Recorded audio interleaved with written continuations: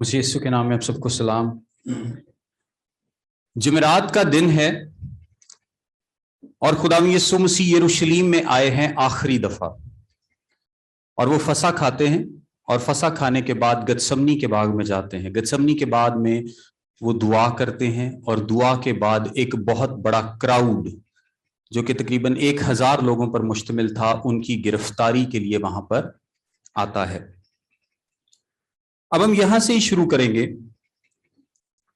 कि तकरीबन 600 रोमी फौज, चंद 100 जो पुलिस एहलकार थे टेंपल पुलिस के, इसके अलावा सरदार काहिन थे, बहुत सारे लोग थे, एक बड़ी भीड़ थी जो वहां पर यीशु मसीह को पकड़ने आई है, गिरफ्तार करने आई है, और वो गिरफ्तार करके ले जाते हैं।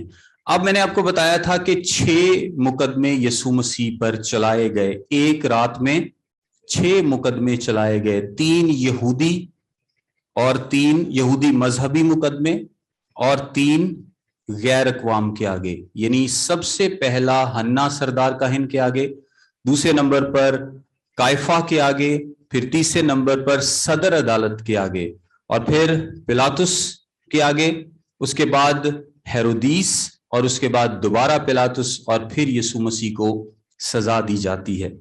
अब इससे पहले कि हम अपनी बात का बाकायदा आगाज करें, मैं चाहता हूं कि हम यहूदियों के इंसाफ के निजाम पर थोड़ी गुफ्तगू करें। आपसे गुजारिश है कि इसको बड़े ध्यान से सुनिएगा, क्योंकि इससे हमें समझ आएगी, इससे हम समझ पाएंगे कि किस किस बात को, किस किस कानून को तोड़ा गया। जब खुदा यीशु मसीह का ट्रायल किया गया, जब उन पर मुकदमा चलाया गया, तो कानून की किस किस शिक को तोड़ा गया, कौन कौन सी वायलेशन की गई। सो इसके लिए बहुत जरूरी है कि आप गौर से सुने और समझें कि यहूदी अदल का निजाम था क्या। यहूदी शुरू से अपने इंसाफ और रवादारी के निजाम पर बहुत फख्र किया करते थे, और वो फख्र उनका बजा था, क्योंकि आज दुनिया में जो इंसाफ का निजाम मौजूद है वो कहां से आया है? शरीयत से आया है। खुदा की दी हुई शरीयत तमाम अदलो इंसाफ के निजाम की बुनियाद है।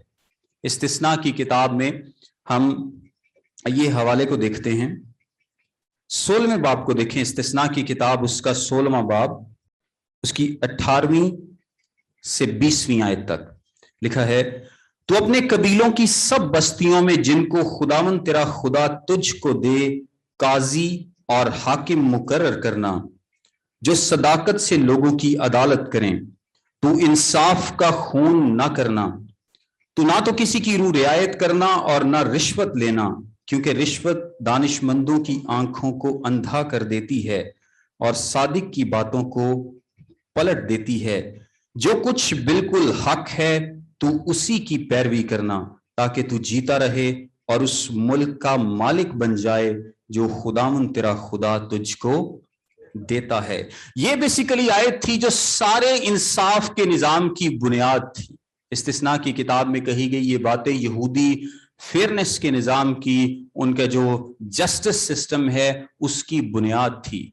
इसी बुनियाद पर उनका सारा इंसाफ का निजाम खड़ा था, और वो बहुत फख्र करते थे कि हम बहुत इंसाफ से पेश आने वाले लोग हैं।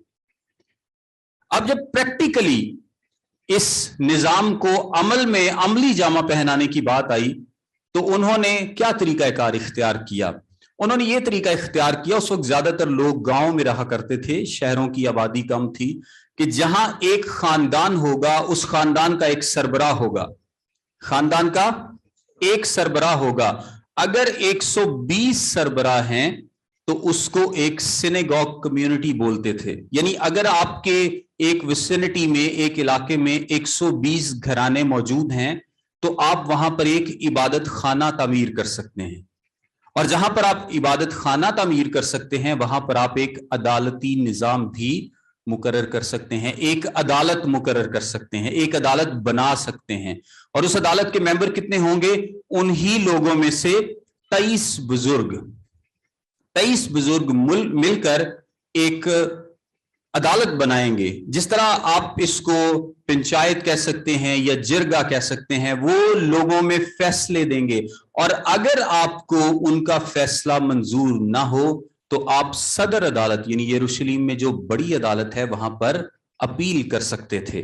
जहां पर 120 से कम घराने थे तादाद के मुताबिक, वो 3 या 7 लोग बुजुर्ग मुकर्रर करते थे या कुछ कम्युनिटीज जो हैं वो मिलकर एक अदालत बनाती थी।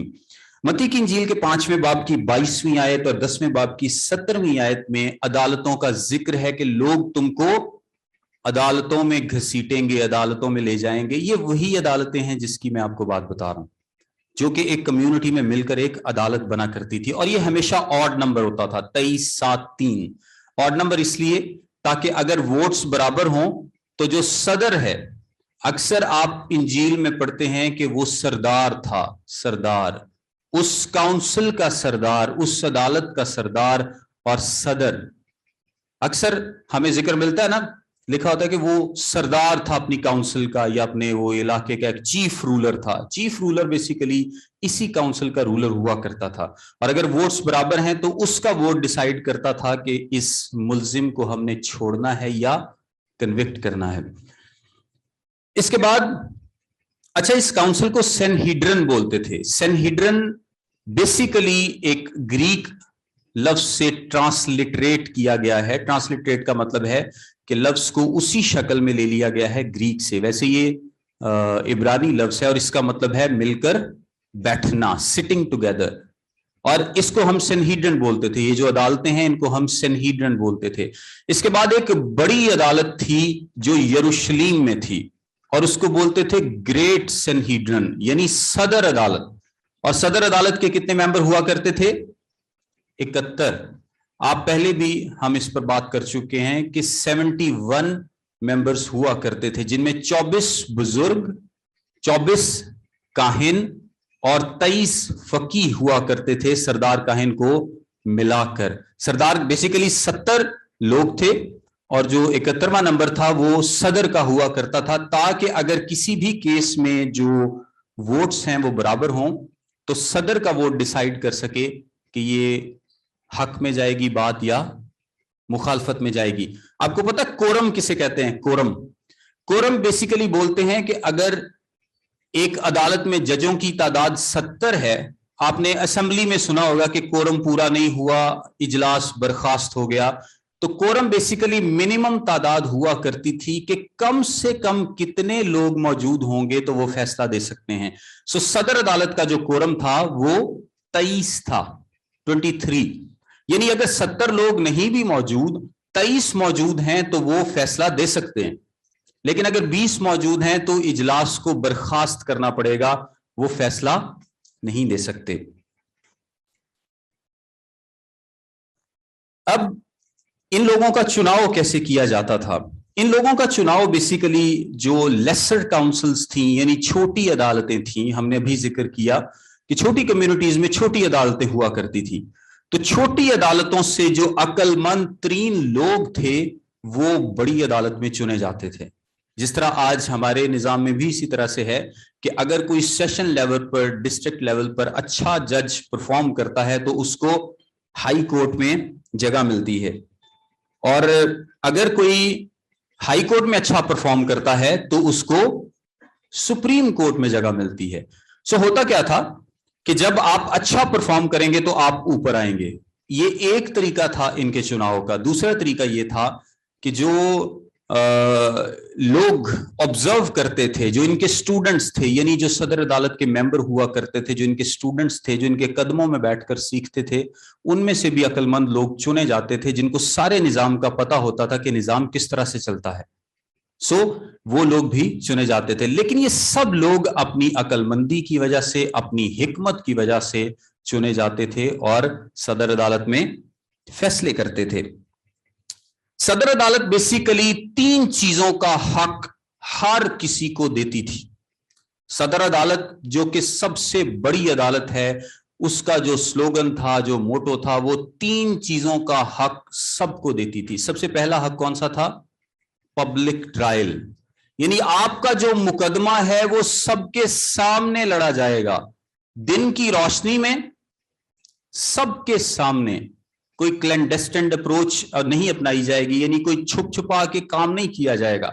सबके सामने आपका जो मुकदमा है वो पेश किया जाएगा और सबके सामने लड़ा जाएगा। आज भी आप देखें, हाई कोर्ट हो या सुप्रीम कोर्ट हो, कभी रात को तो नहीं लगते हो। कभी ऐसा हो कि उनकी कन्वीनिंग जो है वो रात को 12 बजे हाई कोर्ट काम कर रही हो, ये सुप्रीम कोर्ट हो, कोई शायद कोई एक्सेप्शनल केस हो, लेकिन मेरा नहीं ख्याल।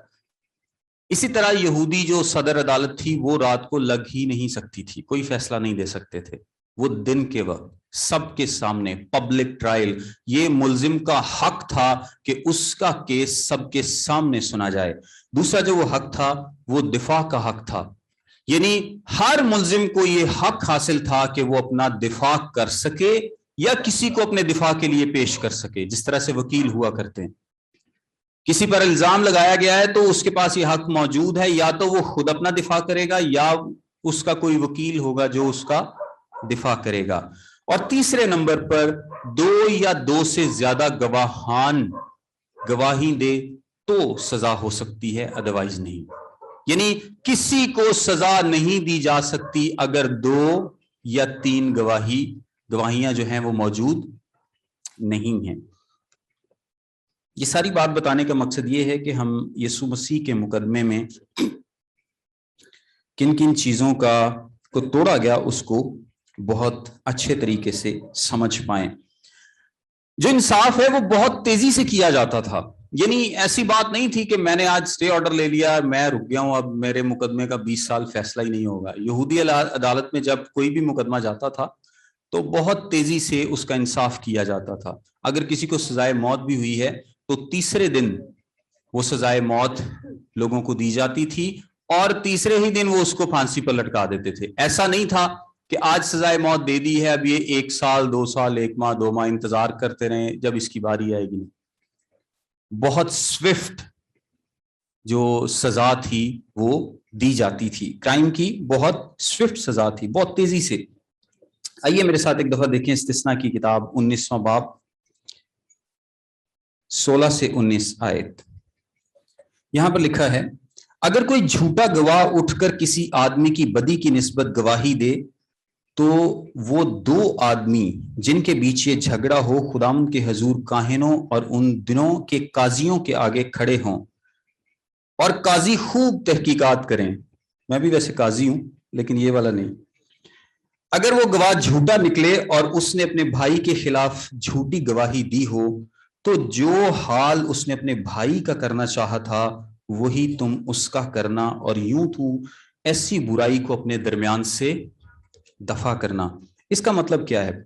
इसका मतलब यह है कि अगर पनिशमेंट इतनी स्विफ्ट है, अगर सजा इतनी तेज है कि फौरन आप फैसला करेंगे, फौरन आप सजा दे देंगे, तो इसका मतलब है कि जिन लोगों के कहने पे सजा दी जा रही है उनका भी कोई इलाज होना चाहिए। अगर कोई झूठी गवाही देगा तो उसको वही सजा दी जाती थी जो वो दूसरे के लिए चाहता था। और आपको पता है कि औरत को वो क्यों गवाही नहीं देने देते थे? उसकी वजह यह थी क्योंकि उनके कानून के मुताबिक जो गवाह है वो सबसे पहला पत्थर मारता था। इंजील में हमें एक वाकया पढ़ने को मिलता है कि वो एक औरत को यीशु मसीह के पास लाते हैं और कहते हैं कि हमने इसे रंगे हाथों पकड़ा है, और यीशु मसीह ने कहते हैं कि जिसने गुनाह नहीं किया वो पहला पत्थर मारे। बेसिकली उसूल यही था कि जिसने देखा है, जो गवाह है, वही पहला पत्थर मारेगा। लेकिन खुदाम यीशु मसीह ने जब ये बात ऐड की कि जिसने गुनाह नहीं किया, तो फिर वो लोग चले गए। बताने का मकसद ये है कि ये उनका नॉर्मल प्रोसीजर था। ये कलाम कहता है कि जो गवाह है वो पहला पत्थर मारेगा, वो पहले हाथ उठाएगा। कत्ल करने के लिए वो पहले पत्थर मारेगा, पहला ब्लो उस गवाह की तरफ से आएगा। और औरत, क्योंकि उसके अंदर इतनी हिम्मत नहीं होती थी कि वो किसी को कत्ल करने के लिए पहला ब्लो मार सके या हमला कर सके या पहला पत्थर मार सके, सो वो औरतों की गवाही कबूल नहीं करते थे। इसके अलावा और भी बहुत सारे लोगों की वो गवाही कबूल नहीं करते थे, जिसमें बच्चा है या कोई कम ज़हनी सलाहियत का मालिक है, कोई गैर जिम्मेदार है, गुलाम है, बुरे किरदार का मालिक है। सो ये मुख्तलिफ सूरतें थी। अब अगर किसी को सजाए मौत दी जाती तो ایک دن میں سزائے موت نہیں دی جا سکتی تھی. آج اگر کسی کو سزائے موت دی گئی ہے, اس کا جرم ثابت ہو چکا ہے, تو وہ آج فیصلہ نہیں دیں گے, وہ ایک دن ویٹ کریں گے. اور ویٹ میں کیا کریں گے؟ اگلے دن روزہ رکھیں گے. جتنے جج اس عدالت میں موجود ہوں گے, چاہے کوئی عام قاتل ہے یا کوئی بہت بڑا آدمی ہے, وہ اگلے دن روزہ رکھیں گے اور سارا دن سوچتے رہیں گے, کوئی میں نہیں پیئیں گے, کچھ کھائیں گے نہیں, تاکہ اپنے ذہن کو 100% اٹینٹو کر کے وہ سوچ سکیں کہ جس شخص کو ہم سزائے موت دینے جا رہے ہیں, کیا اس میں کوئی غلطی تو نہیں, ہم سے کچھ غلط فیصلہ تو نہیں ہو گیا. اس کے بعد تیسرے دن دوبارہ عدالت لگتی تھی اور اس کے بعد جج پھر سے اپنا فیصلہ لکھتے تھے. اب جن ججز نے کنڈیم کیا ہوتا تھا, یعنی جو جج کہتے تھے کہ میری طرف سے اس کو سزائے موت ملنی چاہیے, وہ اپنا فیصلہ بدل سکتا تھا اور وہ کہہ سکتا تھا کہ میں نے اس میں قصور نہیں پایا, آپ اس کو سزائے موت نہ دیں. لیکن جس جج نے پہلے یہ ڈکلیئر کر دیا کہ یہ انوسنٹ ہے اور اس کو سزا نہیں ملنی چاہیے, وہ اپنا فیصلہ نہیں بدل سکتا تھا تیسرے دن, چاہے اس کے پاس کوئی ثبوت بھی آ جائیں. مطلب کیا ہوا کہ وہ مرسی یعنی رحم کی سائڈ پر ان کا جھکاؤ تھا, وہ زیادہ رحم کی سائڈ پر جھکتے تھے کہ کسی نہ کسی طریقے سے اگر مجرم بچ سکتا ہے تو ہمیں اسے بچا لینا چاہیے. اور عید سے پہلے تو عدالت لگ ہی نہیں سکتی تھی. اب آپ جب پروسیجر دیکھیں گے تو آپ کو خود ہی اندازہ ہو جائے گا کہ یسوع مسیح کے کیس میں کون کون سی وائلیشن کی گئی ہے. عید سے پہلے عدالت کبھی نہیں لگتی تھی, کیونکہ انہیں کیا کرنا ہے, اگر اس دن کسی کو سزائے موت دیتے ہیں تو ان کو اگلے دن روزہ رکھنا ہے, اور اگلے دن اگر روزہ ہے, جس طرح یسوع مسیح کے کیس میں ہوا کہ اگلے دن فسح تھی, تو اس کا مطلب ہے کہ وہ فسح نہیں کھا پائیں گے کیونکہ ان کا تو روزہ ہوگا. تو وہ عید سے ایک دن پہلے عدالت لگاتے ہی نہیں تھے, اصول ہی نہیں تھا, کیونکہ اگر ان کو روزہ رکھنا پڑے گا تو وہ پھر اپنے مذہب کی خلاف ورزی کریں گے. سو یہ جو عدالت لگائی گئی ہے یہ بھی غیر قانونی تھی. یسوع مسیح کے کیس میں عدالت کب لگائی گئی؟ رات کے وقت میں, کوئی گواہ موجود نہیں تھا, کوئی جرم بھی نہیں تھا. وہ تو یسوع مسیح کو پکڑ کر سزا پہلے سوچ چکے ہیں کہ ہم نے اس کو قتل کرنا ہے, ہم نے اس کو سزا دینی ہے, اور بعد میں جرم ڈھونڈ رہے ہیں کہ اب جرم ڈھونڈیں سارے مل کے کہ اس نے جرم کیا کیا ہے تاکہ اس کو پھنسا سکیں.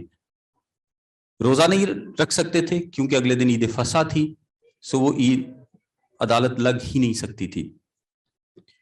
میں آپ کو تھوڑا سا پروسیجر بتاتا ہوں کہ سینہیڈرل میں جو ٹرائل جو پیشی ہوتی تھی اس کا تھوڑا سا پروسیجر کیا تھا. پروسیجر کچھ اس طرح سے تھا کہ ایک عدالتی افسر ملزم کو لاتا تھا اور جج کے سامنے پیش کرتا تھا. اس کے بعد عدالت میں کچھ لوگ آڈیٹرز موجود ہوتے تھے. آڈیٹرز یعنی جو دھیان رکھنے والے ہیں, یعنی ان کی جو کاؤنسل تھی وہ ایک طرح سے سمجھ لیں کہ آڈٹ ہوتی تھی, لوگ دھیان رکھتے تھے. آج بھی اگر آپ امریکہ میں دیکھیں یا کئی ملکوں میں, تو وہاں پر ججز کے ساتھ بھی کچھ لوگ جیوری میں بیٹھے ہوتے ہیں جو کہ صرف دیکھ رہے ہوتے ہیں کہ جج کیا کر رہے ہیں. وہ لوگ عقل مند ہوتے ہیں, وائز ہوتے ہیں, سمجھدار ہوتے ہیں, وہ غور کرتے ہیں, کنٹمپلیٹ کرتے ہیں کہ یہ جو ججز فیصلہ دے رہے ہیں, بیسیکلی جو ججز کام کر رہے ہیں, کیا یہ ٹھیک بھی ہے کہ نہیں. یعنی وہ اس کو آبجیکٹیولی آبزرو کرتے تھے, دیکھتے تھے کہ یہ جج کیا کر رہے ہیں. الزام کو پڑھا جاتا تھا, باری باری گواہ بلائے جاتے تھے, اور اگر کوئی قتل ہوا ہے اور اس کا گواہ پیش کیا جانا ہے تو جو صدر تھا, یعنی اس کاؤنسل کا جو صدر ہوا کرتا تھا, وہ کچھ باتیں پڑھتا تھا. یعنی جس طرح آج ہم کہتے ہیں گواہ کو کہ جو بھی میں بولوں گا سچ بولوں گا, سچ کے سوا کچھ نہیں بولوں گا. اس زمانے میں وہ کہتے تھے, خیر لمبی بات ہے, میں شارٹ کر کے آپ کو بتاتا ہوں کہ اگر میں جھوٹ بولوں تو اس کے قتل کا جو سارا قصور ہے وہ مجھ پر اور میری اولاد پر آئے گا. یعنی جو صدر تھا وہ بولتا تھا کہ اگر تم جھوٹ بولو گے تو اس کے قتل کی ذمہ داری تمہاری ہوگی, اور نہ صرف اس کے قتل کی بلکہ اس کی پوسٹیرٹی کی بھی. مطلب کیونکہ اس کی گواہی کی وجہ سے ایک شخص جو قتل ہو جائے گا تو اس کے جو اولاد پیدا ہونی ہے وہ نہیں ہو سکتی کیونکہ وہ شخص قتل کر دیا گیا ہے. سو نہ صرف اس کا خون تمہاری گردن پر ہوگا بلکہ جتنی اولاد اس کی پیدا نہیں ہو سکی تمہاری گواہی کی وجہ سے اس کے خون کے بھی تم ذمہ دار ہو. سو وہ کہتا تھا کہ اب اپنی گواہی دو, کیونکہ وہاں پر گواہی تھی. और गवाही की बेसिस पे अगर आप झूठी गवाही दे दें, दो गवाह मिलकर झूठी गवाही दे दें, तो किसी को कत्ल किया जा सकता था, कोई बेगुनाह फंसाया जा सकता था। और एक और बात अहम, कोई शख्स अपने खिलाफ गवाही नहीं दे सकता था। आज भी अदालतों में वैसे ही है, यानी अगर मैं जाकर अदालत में कहूं कि मैंने कत्ल किया है तो वो मुझे सजा नहीं देंगे जब तक कि वो कत्ल प्रूव नहीं होता गवाहों की या हकाइक की मदद से। मैं जाके कह दूं जी मैंने कत्ल किया है तो आप मुझे सजा दे दें, तो कोई भी अदालत मुझे सजा नहीं देगी जब तक कि वो कत्ल प्रूव नहीं होगा। जब तक कोई भी उसको साबित नहीं करेगा कि ये कत्ल इसने कहा है, कहे पे कोई सजा नहीं होती। और यीशु मसीह के खिलाफ वो क्या ढूंढ रहे थे कि उसके मुंह की कोई बात पकड़ें जिस पर हम उसको सजा दे सकें। उसके मुंह की किसी बात, कही हुई बात पे वैसे भी कोई सजाए मौत नहीं हो सकती थी। इसका हल उन्होंने बाद में निकाला, हम आगे जाकर देखते हैं। इसके बाद जज फैसला लिखते थे, और कुछ जज हक में फैसला लिखते थे और कुछ मुखालफत में। वहां पर बैठा एक फकीह क्या करता था, वोटिंग को नोट डाउन करता था। 23 का कोरम था मिनिमम। अगर तो आपने मुलजिम को सजा देनी है तो उसके लिए कम से कम 13 वोट दरकार थे। कम से कम कितने? 13 वोट। 13 वोट से नीचे उसको सजाए मौत नहीं हो सकती थी। हालांकि 12 भी ज्यादा ही है, 12 और 11 की रेशो, लेकिन सजा देने के लिए कम से कम 13 वोट दरकार थे और बरी करने के लिए 11 वोट दरकार थे। यहां भी उनका कानून कहता था कि जितना रहम आप कर सकते हैं आप करें, यानी आपको बरी करने के लिए 11 वोट दरकार है। जाहिर सी बात है कि अगर बरी करने वाले जो हैं वो 11 हैं तो सजा देने वाले कितने होंगे? 12 होंगे, लेकिन सजा देने के लिए तो आपको 13 चाहिए ना। तो इसका मतलब है कि ऑटोमेटिकली वो मुलजिम बरी हो जाएगा। लेकिन अगर उसको सजा देनी है तो जो लोग सजा प्रोनाउंस कर रहे हैं उनकी तादाद कितनी होनी चाहिए? 13 होनी चाहिए। उसके बाद सबको बाहर निकाल देते थे और जो फैसला था वो पढ़ा जाता था। और अगर सजा होती तो मैंने जैसा कि बताया कि वो एक दरमियानी दिन में, वो किसी को अनाउंस नहीं करते थे कि इसको क्या सजा हो। अगर सजाए मौत थी तो वो दरमियानी दिन में रोजा रखते थे। उस दिन कोई काम नहीं किया जाता था, कोई काम नहीं करते थे, वो सिर्फ और सिर्फ रोजा रखते थे और सोचते थे कि कहीं हमारी किसी गलती की वजह से एक जान इस दुनिया से ना चली जाए। सो वो रोजा रख के सोचते थे और फिर तीसरे दिन दोबारा अदालत लगती थी। क्या यीशु मसीह के केस में ऐसे अदालत लगी दोबारा? उसी वक्त फैसला, उसी वक्त सजा, जल्द से जल्द सब कुछ, जो कि बिल्कुल गैर कानूनी था। खैर, उस रोजे के बाद वो तीसरे दिन दोबारा इकट्ठे होंगे और अगर उन्होंने फैसला नहीं बदला तो सजा होगी। और सजा देने का आप तरीकाकार देखें कि सजा किस तरह से दी जाती थी। सजा देने के लिए जज बैठे हैं, सारे जज कमरा अदालत में बैठे हैं। और कमरा अदालत, एक और बात आपको बताऊं कि कमरा अदालत के अलावा कहीं भी जज बैठ ही नहीं सकता था। सो पहली अदालत कहां पे लग रही है? हन्ना के घर में। दूसरी कहां पर लग रही है? कायफा के यहां। सदर अदालत के अलावा आप मुलजिम को कहीं भी ट्राई नहीं कर सकते थे, आप मुलजिम को कहीं भी पेश नहीं कर सकते, ना कहीं उसकी जो उसका मुकदमा है उसको डिस्कस कर सकते हैं। सिर्फ और सिर्फ जजमेंट हॉल, जो कि हैकल के करीब एक जगह थी, वहां पर ही केस सुना जाता था। जिस तरह हाई कोर्ट, सुप्रीम कोर्ट अपनी बिल्डिंग में ही होती है।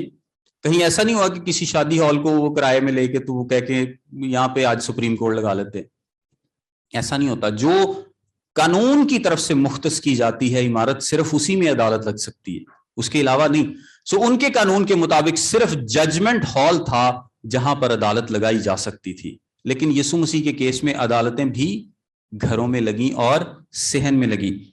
अब जब जो जजमेंट हॉल था उसके दरवाजे पर एक शख्स को खड़ा कर दिया जाता था और उसके हाथ में एक झंडा दे दिया जाता था।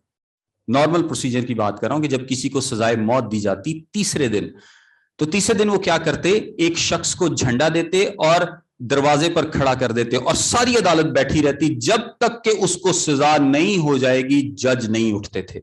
2 जज उस मुलजिम के साथ जाते थे और बाकी सारे बैठे रहते थे। सो बैठने का मकसद क्या है कि अभी भी अगर कोई शख्स एविडेंस लेकर आ जाए, कोई सबूत लेकर आ जाए कि मेरे पास ये सबूत है जिससे ये मुलजिम बरी हो सकता है या इसकी सजा में कमी आ सकती है, तो वो फौरन जजेस के पास जाएगा और फिर क्या होगा, उसको रोक दिया जाएगा। एक शख्स दरवाजे पर खड़ा है, उसके हाथ में झंडा है اور جو پروسیشن جا رہا ہے اس کے پیچھے ایک شخص گھوڑے پر بیٹھ کر یا جو بھی مینز ہوتی سواری ان کی وہ جاتا تھا، ایک شخص پروسیشن کے آگے جاتا تھا.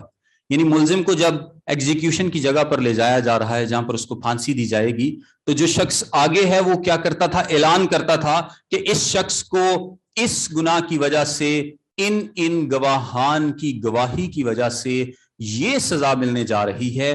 اگر کوئی شخص جانتا ہے کہ اس نے یہ کام نہیں کیا، اگر اس کے پاس کوئی ایویڈنس ہے تو وہ ابھی بول سکتا ہے، ورنہ اس کو سزا ہو جائے گی. جس طرح پکار ہوتی ہے ہماری، خیر شادی سے پہلے پکارے وہ بولتے ہیں نا کہ اگر کوئی جانتا ہے تو بتا دے، نہیں تو چپ ہی رہے. پھر اگر کسی شخص کے پاس ایویڈنس ہے تو وہ کیا کرے گا، وہ بتائے گا اس ایویڈنس کو ججز کے پاس آئے گا. اب ججز اس ایویڈنس کو دیکھیں گے کہ اگر واقعی ریزنیبل ایویڈنس ہے تو وہ فوراً اشارہ کریں گے دروازے پہ کھڑے شخص کو، اور دروازے پہ کھڑا شخص جھنڈا لہرا کے اشارہ کرے گا اس جلوس کے پیچھے جانے والے شخص کو، اور وہ فوراً جلوس کو روک دے گا اور اس کو واپس لے کے آئے گا. اس کا کیس دوبارہ سے سنا جائے گا نئے ثبوت کی بنیاد پر. آپ دیکھیں کہ کتنا زبردست نظام ہے، اور اس نئے ثبوت کی بنا پر اس کا 5 دفعہ ایسا کیا جا سکتا تھا. یعنی 5 دفعہ اگر کسی کے پاس کوئی نیا ثبوت آیا ہے تو اور وہ جا کے کہتا ہے کہ یہ شخص بے گناہ ہے تو کیا ہے کہ اس کو واپس لایا جائے گا اور دوبارہ سے کیس کو سنا جائے گا. آپ کو پتا ہے یسوع مسیح کے کیس میں کیا ہوا؟ یہودا اسکریوتی آیا تھا واپس اور اس نے کیا کہا تھا کہ یہ شخص بے گناہ ہے، میں نے بے گناہ کو پکڑوایا ہے. تو ججوں نے کیا کہا؟ سانو کی. خیر ہم اس کو آگے جا کر دیکھتے ہیں. یہ بھی انہوں نے خلاف ورزی کی، اور اس کے واپس آنے کے کرنا کیا چاہیے تھا کہ جیسے یہودا اسکریوتی نے آ کر کہا کہ یہ شخص بے گناہ ہے، میں نے بے گناہ کو پکڑوایا ہے، ججز کو چاہیے تھا کہ فوراً وہ اس جلوس کو روک دیتے یا اس پروسیشن کو روک دیتے، پلاطس کے پاس جاتے کہ بھئی یہ جو کام ہے، کیونکہ وہ قتل نہیں کر سکتے تھے. جب روم نے قبضہ کیا ہے تو روم نے قتل کرنے کا اختیار خود کے پاس لے لیا تھا. ساری سزا وہ باقی سزائیں دے سکتے تھے لیکن قتل نہیں کر سکتے تھے. قتل کرنے کے لیے ان کو جو روم کا گورنر تھا اس کی اجازت کی ضرورت ہوتی تھی اور وہی قتل کر سکتے تھے.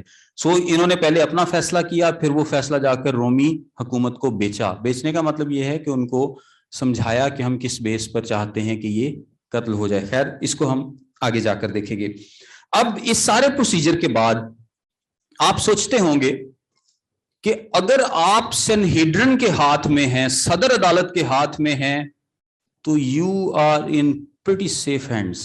مطلب آپ بہت ہی محفوظ ہاتھوں میں، کچھ بھی آپ کے خلاف غلط ہو ہی نہیں سکتا. جن کے اتنے زیادہ قوانین ہیں قانون کی پاسداری کو لے کر، جو اتنے سخت ہیں، جو قانون کی پاسداری کو لے کر اتنے ریگولرائزڈ ہیں، مطلب اتنی پاسداری کرتے ہیں اور رحم کی طرف ان کا جھکاؤ ہے، تو اگر آپ کا مقدمہ صدر عدالت کے پاس چلا گیا تو پھر آپ بہت ہی محفوظ ہاتھوں میں ہیں.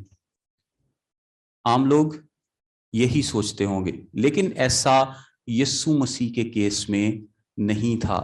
رات کو عدالت لگائی جاتی ہے، غلط جگہ پر عدالت لگائی جاتی ہے، گواہ جہاں پر خود پیش ہوتے ہیں وہاں پر گواہ ڈھونڈے جاتے ہیں، پھر ان کی گواہیاں آپس میں میچ نہیں کرتی. اور اس کے بعد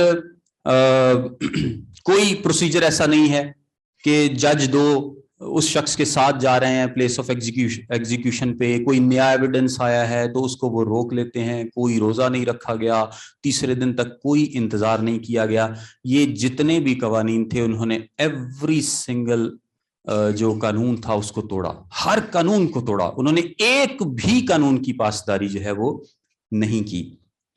اب آئیے اس بیک گراؤنڈ کے تحت ہم دیکھتے ہیں خداوند یسوع مسیح کی پیشی کو. خداوند یسوع مسیح کی پیشی کے 2 میجر ٹرائلز ہیں جیسا کہ ہم دیکھ چکے ہیں کہ سب سے پہلے ایک یہودی مذہبی ٹرائل ہے اور دوسرا جو ہے وہ دنیوی ٹرائل ہے، قانونی ٹرائل ہے جو کہ پلاطس یا رومی گورنمنٹ کے سامنے کیا گیا. اب پہلا جو ٹرائل ہے اس کے 3 حصے ہیں. میں نے آپ کو کچھ نوٹس بھیجے تھے آج جو لوگ گروپ میں ہیں یا زوم والوں کو. اس میں الگ الگ ڈسکرائب کیا گیا ہے آیتوں اور ریفرنسز کے ساتھ کہ کون سا ٹرائل کس انجیل میں لکھا ہے اور کیسے پیش آیا. میں آپ کو بتاتا ہوں. سب سے پہلے جب انہوں نے گرفتار کیا یسوع مسیح کو گرفتار کیا تو وہ اس کو حنا سردار کاہن کے پاس لے کر گئے, اور اس کا ذکر کہاں پر ہے؟ یوحنا کی انجیل کے 18ویں باب میں 12ویں آیت میں لکھا ہے, تب سپاہیوں اور ان کے صوبہ دار اور یہودیوں کے پیادوں نے یسوع کو پکڑ کر باندھ لیا, کیونکہ یسوع قربانی کے لیے آیا تھا اور قربانی کو باندھ کر قربان کیا جاتا ہے. اسحاق کو بھی باندھا گیا تھا, اور جو بھی قربانی گزرانی جاتی تھی اس کو آلٹر پر قربان گاہ پر باندھا جاتا تھا. یسوع کو بھی باندھا گیا اور پہلے اسے حنا کے پاس لے گئے, کیونکہ وہ اس برس کے سردار کاہن قیافہ کا سسر تھا. یہ وہی قیافہ تھا جس نے یہودیوں کو صلاح دی تھی کہ امت کے واسطے ایک آدمی کا مرنا بہتر ہے. حنا تھا کون؟ ہم نے حنا پر پہلے بھی گفتگو کی ہے. حنا 20 سال پہلے یسوع مسیح اس واقعے سے, صلیب کے واقعے سے تقریباً 20 سال پہلے سردار کاہن تھا, لیکن وہ اتنا پاورفل ہوتا جا رہا تھا, اتنی دولت تھی اس کے پاس کہ روم کو وہ اچھا نہیں لگتا تھا. اور آپ کو پتا ہے کہ جب سردار کاہن جو تھا وہ فار لائف بنتا تھا, یعنی ایک سردار کاہن بن گیا تو جس طرح امریکہ میں سپریم کورٹ کا جج فار لائف ہوتا ہے, جب تک وہ مرے گا نہیں وہ جج رہے گا, اسی طرح جو سردار کاہن تھا یہ فار لائف ہوتا تھا. لیکن یسوع مسیح کے زمانے میں اتنے زیادہ سردار کاہن چینج کیے رومن گورنمنٹ نے, کیونکہ وہ روم کے ماتحت تھے, تو جس کو ان کا دل کرتا تھا وہ سردار کاہن مقرر کر دیتے تھے. اور جب حنا بہت زیادہ پاورفل ہوتا جا رہا تھا تو انہوں نے حنا کو ہٹا دیا, لیکن حنا سٹل بڑا پاورفل تھا. اس کے 5 بیٹے تھے جن میں سے کچھ کی باری آئی, اور اس کے بعد اس کا ایک بڑا ہی چالاک داماد تھا جس کا نام قیافہ تھا, اور وہ بہت ہی شاطر آدمی تھا. یعنی پچھلے 20 سال سے, اس واقعے سے پچھلے 20 سال سے قیافہ سردار کاہن تھا. سردار کاہن سب سے بڑی سیٹ تھی اسرائیل میں, یعنی وہ صدر عدالت کا صدر تھا, سنہیڈرن کا, اوورال جو گریٹ سنہیڈرن ہے اس کا صدر تھا, اور سمجھ لیں کہ تقریباً ساری گورنمنٹ جو جتنی بھی ان کے پاس تھی اس کا نظام اس کے ہاتھوں میں ہوا کرتا تھا. تو جو یہ قیافہ اور حنا تھے یہ آپس میں ریلیٹو تھے. یسوع مسیح نے جتنی دفعہ 2 دفعہ جو بازار خالی کیے, یعنی جو لوگوں کے کاروبار تھے ہیکل میں ان کو خالی کرایا, وہ کاروبار کس کے تھے؟ حنا کے کاروبار تھے, اور ان کو کہا ہی اینس بازارز آف اینس کہا جاتا تھا, یعنی حنا کے بازار. وہ سارا کاروبار حنا کا تھا. آپ کسی گاؤں میں جائیں یا کسی اور جگہ پر تو آپ کو پتہ چلے گا کہ لوگ ٹھیکے پر جگہ دیتے ہیں میلے میں, اور وہ تھوڑی تھوڑی جگہ مخصوص کر دیتے ہیں, اور جو میلہ کمیٹی ہے وہ ٹھیکہ کلیکٹ کرتی ہے اور وہ آپ کو ایک جگہ ایلوکیٹ کرتی ہے کہ یہ جگہ آپ کے پاس ہے, یہاں پر آپ اپنا سٹال لگا سکتے ہیں. ہیکل میں بھی بالکل اسی طرح سے تھا, وہ جگہ بیچتے نہیں تھے بلکہ رینٹ پہ دیتے تھے, اور اس کا سارا پیسہ کس کے پاس آتا تھا؟ حنا کے پاس آتا تھا, اور وہ رینٹ سے وہ کلیکٹ کرتا تھا. اور وہ رینٹ پہ سٹال لگا کس چیز کے کرتے تھے؟ کرنسی ایکسچینج کے, جانوروں کو بیچنے کے, کبوتروں کو بیچنے کے. کیونکہ کرنسی ایکسچینج کے سٹال اس لیے تھے کیونکہ ہیکل میں صرف اور صرف ہیکل کی کرنسی ایکسیپٹ کی جاتی تھی, اور کوئی کرنسی وہاں پر ایکسیپٹ نہیں کی جاتی تھی. تو وہ بہت زیادہ لوگوں کو لوٹتے تھے اور ڈاکوؤں کی کھو بنا رکھا تھا, جیسا کہ یسوع مسیح نے کہا. اب جب حنا کے کاروبار پر حملہ ہوا تو حنا کو یسوع مسیح سے شدید نفرت تھی اور وہ اس کو قتل کرنا چاہتا تھا. دوسری دفعہ پھر یسوع مسیح نے اس کے کاروبار پر حملہ کیا تو اب اس کی یہ شدت جو تھی بہت زیادہ تھی, کیونکہ جسٹ 3 سے 4 دن پہلے, کس دن یسوع مسیح نے خالی کرایا تھا ہیکل کو؟ منڈے کو, سوموار کو, اور آج کیا ہے؟ جمعرات. 2-3 دن پہلے یسوع مسیح نے اس کے بازاروں کو پھر خالی کرایا اور اس کو نقصان پہنچایا تھا. اب حنا چاہتا تھا کہ یسوع مسیح کو راستے سے ہٹایا جائے, اور چونکہ قیافہ اس کا داماد تھا, حنا اور قیافہ دونوں کی شخصیت ایک جیسی تھی, سو وہ پہلے اس کو حنا کے پاس لے کر جاتے ہیں. اور حنا کے پاس لے کر جانے کا مقصد کیا ہے کہ حنا ایک بزرگ آدمی ہے, ایک عقل مند آدمی ہے, بوڑھا ہے, وہ کیا کرے گا؟ وہ کوئی اچھا سا الزام نکالے گا اور یسوع مسیح پر اس الزام کو تھوپے گا, لگائے گا, اور پھر صدر عدالت جو ہے وہ اس پر فیصلہ دے سکے گی. کیونکہ یہ واحد مقدمہ ہے جہاں پر ملزم کو پکڑ لیا گیا ہے، اس کی سزا ڈیسائیڈ کر لی گئی ہے، لیکن جرم نہیں ہے، جرم ابھی ڈھونڈا جائے گا۔ ایسا ہوتا ہے نا کہ پہلے آپ کے پاس ایک جرم ہوتا ہے، اس جرم کے تحت آپ کسی شخص کو گرفتار کرتے ہیں اور اس جرم پر پھر جرا کی جاتی ہے اور مقدمہ چلایا جاتا ہے اور اس کی صحت کا اندازہ لگایا جاتا ہے کہ یہ جرم واقعی اس نے کیا بھی ہے کہ نہیں۔ لیکن یہاں پر پہلے گرفتار کر لیا گیا ہے اور اب کیا کیا جائے گا؟ اب وہ الزام ڈھونڈیں گے کہ گرفتار تو کر لیا ہے، سزا بھی سوچ لی ہے، تو الزام کیا لگائیں؟ الزام لگانے کے لیے وہ یسوع مسیح کو حنا کے پاس بھیجتے ہیں کہ یہ ایک عقل مند آدمی ہے، تو شاید ہی میں کم اپ ود این ایکوزیشن۔ تو اس کے بعد لکھا ہے 19ویں آیت میں، پھر سردار کاہن نے یسوع سے اس کے شاگردوں اور اس کی تعلیم کی بابت پوچھا۔ حنا کیا کر رہا ہے؟ یسوع مسیح سے پوچھ رہا ہے تیری تعلیم کیا ہے، تیرے شاگرد کون ہیں، تو کیا کرتا ہے، کیا چاہتا ہے، تیری جو موومنٹ ہے کتنی وائڈ سپریڈ ہے، مختلف قسم کے سوالات وہ پوچھتا ہوگا، لیکن یسوع مسیح آگے سے خاموش ہیں، یسوع مسیح خاموش ہیں۔ حنا بینگ چیف جج، ایک زمانے میں وہ چیف جج تھا، سردار تھا، اس کو پتا ہونا چاہیے تھا کہ آپ کسی کو کٹہرے میں لا کر اس سے اس کا جرم نہیں پوچھ سکتے کہ اس نے کیا جرم کیا ہے، یہ غیر قانونی ہے۔ قانون کیا ہے کہ آپ اس کو بتاتے ہیں کہ تم نے یہ جرم کیا ہے، اس کے خلاف گواہ لاتے ہیں اور پھر اس کو موقع دیتے ہیں کہ اپنے ڈیفنس میں بولو کہ تم کیا کہتے ہو۔ یہ غیر قانونی ہے کہ آپ کسی بھی شخص کو پکڑ کر لے آئیں اور اس سے پوچھیں کہ تو بتا کہ تو نے کیا کیا ہے، تو کہاں سے آیا ہے، کون ہے، کیا کرتا ہے۔ سو جب ایک کام غلط کیا جا رہا ہے، ایک غلط پروسیڈنگ چل رہی ہے، تو یسوع مسیح وہاں پر خاموش ہیں۔ حنا بار بار کوشش کرتا ہے کہ یسوع مسیح کچھ بولے، وہ کچھ بولے، وہ بولے تاکہ میں اس کے منہ کی کسی بات کو پکڑوں اور پھر اس کو الزام میں تبدیل کروں۔ یہ بولے گا، یہ جوش میں بولے گا، یہ ہو سکتا ہے کچھ ہڑبڑی میں بولے، کچھ پریشانی میں گھبرا کر کچھ بولے اور میں اس کے منہ کی کسی بات کو پکڑ لوں اور پھر میں کہوں کہ تیرا یہ جرم ہے۔ لیکن وہ شاید جانتا نہیں تھا کہ اس کا جو سامنا ہے وہ خداوندوں کے خدا سے تھا، جو یہ بھی جانتا ہے کہ حنا کے ذہن میں اس ٹائم کیا چل رہا ہے، اس کی سوچ کیا ہے، اس کی سوچ کو بھی جانتا ہے۔ اور یسوع مسیح یہاں پر اس کو ایک بڑا زبردست جواب دیتے ہیں، وہ کہتے ہیں تو مجھ سے کیوں پوچھتا ہے؟ یسوع نے اسے جواب دیا کہ میں نے دنیا سے اعلانیہ باتیں کی ہیں، میں نے ہمیشہ عبادت خانوں اور ہیکل میں جہاں سب یہودی جمع ہوتے ہیں تعلیم دی اور پوشیدہ کچھ نہیں کہا۔ تو مجھ سے کیوں پوچھتا ہے؟ سننے والوں سے پوچھ کہ میں نے ان سے کیا کہا، دیکھ ان کو معلوم ہے کہ میں نے ان سے کیا کہا۔ اتنی زیادہ تذلیل، یسوع مسیح نے اسے قانون سکھایا ہے، یسوع مسیح نے اسے قانون سکھایا کہ تو سردار کاہن بنا بیٹھا ہے، تو ایک زمانے میں چیف جج تھا، تو آج بھی اتنی پاور رکھتا ہے، تجھے سب چیزوں کا پتا ہونا چاہیے، الزام لگانا تمہارا کام ہے، میرا نہیں۔ میں نے کیا غلط کیا ہے یہ مجھے بتانا تمہارا کام ہے، تم مجھے گرفتار کر کے لے کے آئے ہو، سو تم مجھے بتاؤ کہ میں نے کیا غلط کیا ہے۔ میں نے تو کچھ بھی چھپا کے نہیں کہا، میں نے جو بھی بات کی ہے ہمیشہ سریعام کی ہے، پبلکلی کی ہے، سب کے سامنے کی ہے۔ ان لوگوں سے پوچھ، کچھ ہوش کے ناخن لے، کچھ عقل سے کام لے اور پہلے اپنے مقدمے کو تیار کر، پھر مجھ سے بات کر۔ یسوع مسیح نے اس کو قانون سکھایا کہ قانون ہے کیا۔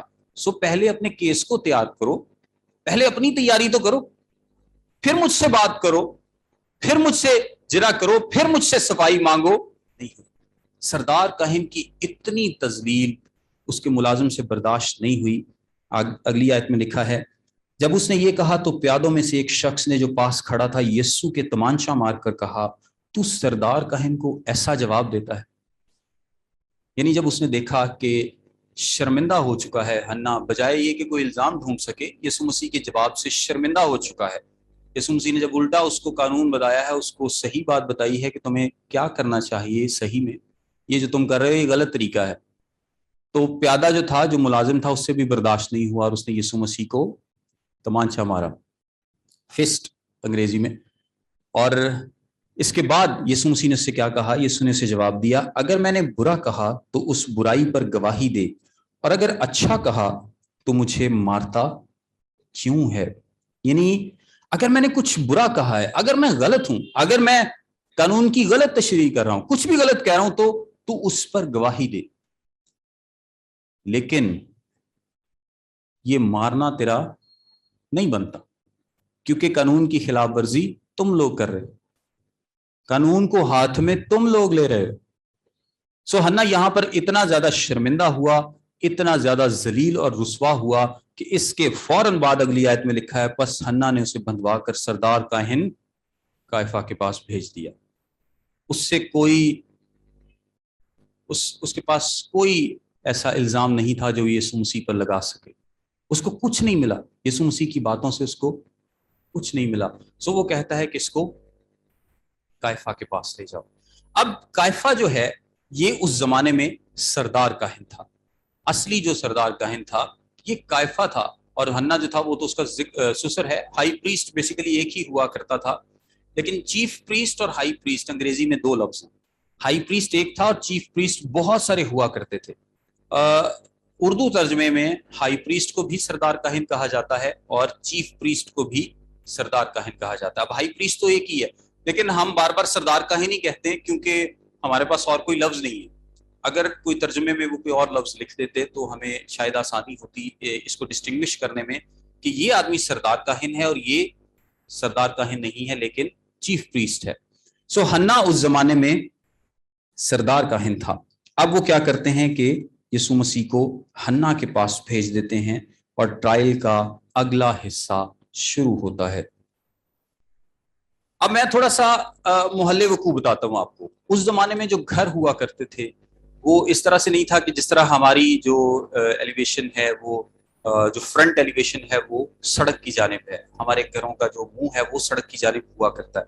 लेकिन अगर आप कोई पुराने पीटीवी के ड्रामे आपको अगर याद हो तो जो हवेलियां वो दिखाते थे वो किस तरह की होती थी कि चारों तरफ बिल्डिंग है और उसके दरमियान में अहाता था। जो बड़े बड़े महल टाइप घर थे, जो बहुत बड़े बड़े पैलेसेस थे, उनकी जो बिल्डिंग थी वो चारों साइडों पर बिल्डिंग होती थी और उसके दरमियान में अहाता या सहन हुआ करता था। अब जो सरदार काहिन का घर था ये बहुत बड़ा घर था, बहुत बड़ा घर था। इसकी बिल्डिंग सारी साइडों पर थी, और जो हन्ना और कायफा हैं ये एक ही जगह पर रहते थे, एक ही जगह पर, इन अ सेंस कि वो बहुत बड़ी जगह थी जिसके काफी सारे सेक्शंस थे, लेकिन उसका जो सहन है वो क्या था?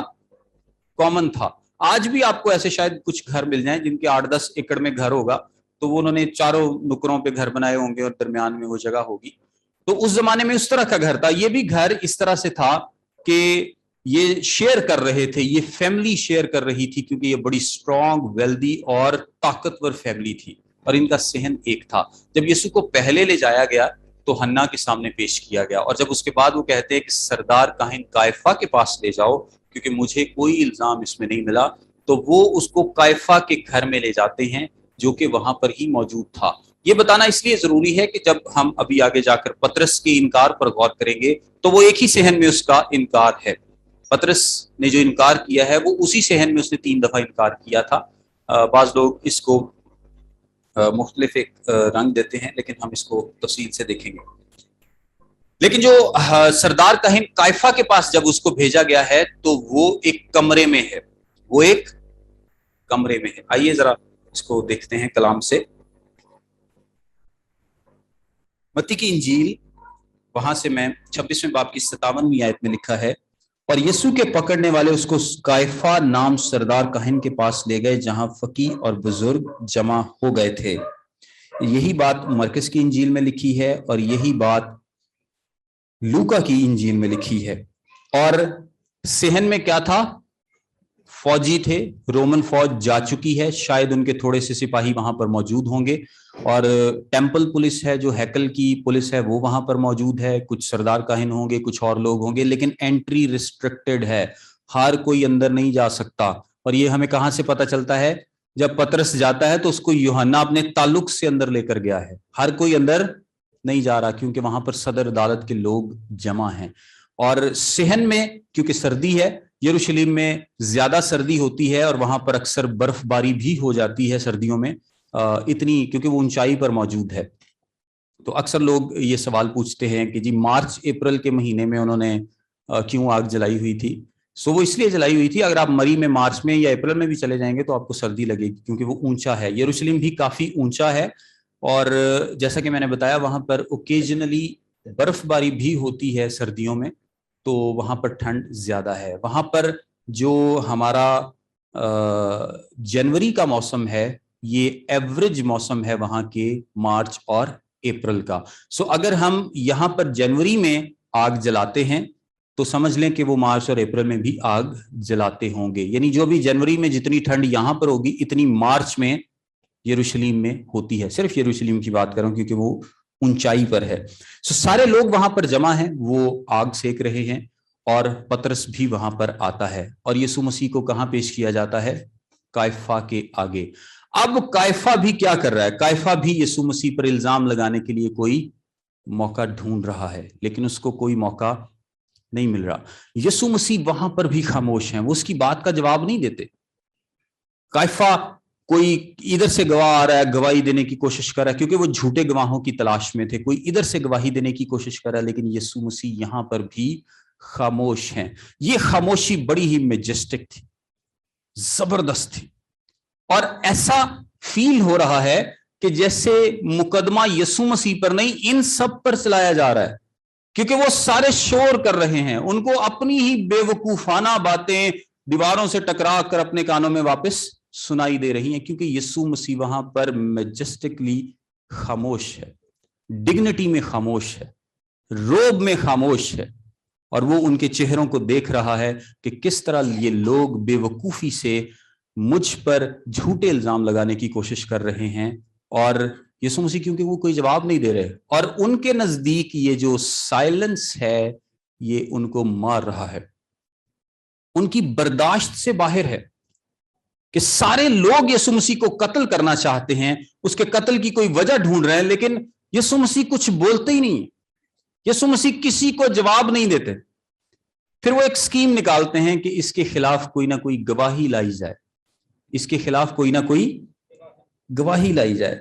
मरकस की इंजील में लिखा है, ये हवाले सारे आपको मिल जाएंगे, क्योंकि बतेरों ने उस पर झूठी गवाहियां तो दी, लेकिन उनकी गवाहियां मुत्तफिक ना थी, उनकी गवाहियां आपस में मुत्तफिक नहीं थी।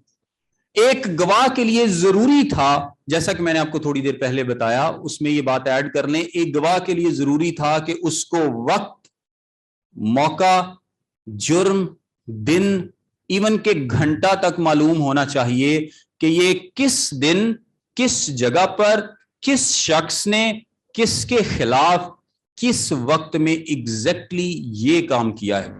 और अगर इसमें से कोई इंफॉर्मेशन मिसिंग है तो जनरलिटीज नहीं होती थी कि हाँ मेरा ख्याल है कि ये जुमे को वहां गया था तो इसने वहां कत्ल किया, ऐसा नहीं होता था।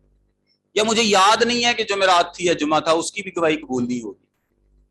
जिसको वक्त, मौका, जुर्म, शनाख्त, हर चीज का पता होगा, सिर्फ उसकी गवाही कबूल की जाएगी और उसकी गवाही के तहत ही सजा हो सकती है। और ये आप गवाह देखें कि इनकी तो आपस में नहीं मिल रही।